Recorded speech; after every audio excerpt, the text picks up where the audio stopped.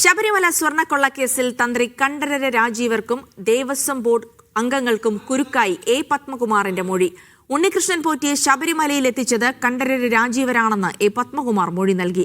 കേസിൽ മുൻ administrative officer Murari ബാബുവിന്റെയും ഉണ്ണികൃഷ്ണൻ പോറ്റിയുടെയും റിമാൻഡ് നീട്ടി. ശബരിമല സ്വർണ്ണക്കൊള്ളക്കേസിലെ മുഖ്യപ്രതിയാണ് സ്പോൺസർ ഉണ്ണികൃഷ്ണൻ പോറ്റി. പോറ്റിക്ക് ശബരിമലയിലേക്കുള്ള വഴിയൊരുക്കിയത് കണ്ഠരര് രാജീവരാണെന്നാണ് എ പത്മകുമാർ പറയുന്നത്. പോറ്റിയെ തനിക്ക് പരിചയപ്പെടുത്തി തന്നത് തന്ത്രിയാണ്, അതുകൊണ്ടാണ് ഉണ്ണികൃഷ്ണൻ പോറ്റിയെ വിശ്വസിച്ചതെന്നും അന്വേഷണ സംഘത്തോട് പത്മകുമാർ പറഞ്ഞു.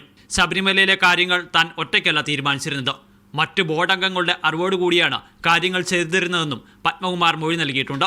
ദേവസ്വം ബോർഡ് പ്രസിഡന്റായി താൻ ചുമതലയേൽക്കുന്നതിന് മുമ്പ് തന്നെ ഉണ്ണികൃഷ്ണൻ പോറ്റി ശബരിമലയിൽ ഉണ്ടായിരുന്നു. അന്നത്തെ ബോർഡ് അംഗങ്ങളും ഉദ്യോഗസ്ഥരും പോറ്റിക്ക് സർവ്വസ്വാതന്ത്ര്യവും നൽകി.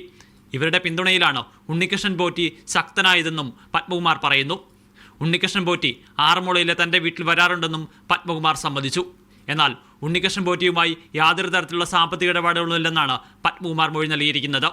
ശബരിമല സ്വർണ്ണക്കൊള്ളക്കേസിൽ അറസ്റ്റിലായ സ്പോൺസർ ഉണ്ണികൃഷ്ണൻ പോറ്റിയുടെയും മുൻ അഡ്മിനിസ്ട്രേറ്റീവ് ഓഫീസർ മുരാരി ബാബുവിന്റെയും റിമാൻഡ് കാലാവധി ഡിസംബർ 11 വരെ കൊല്ലം വിജിലൻസ് കോടതി നീട്ടുകയും ചെയ്തിട്ടുണ്ട്. മീഡിയ 1 തിരുവനന്തപുരം.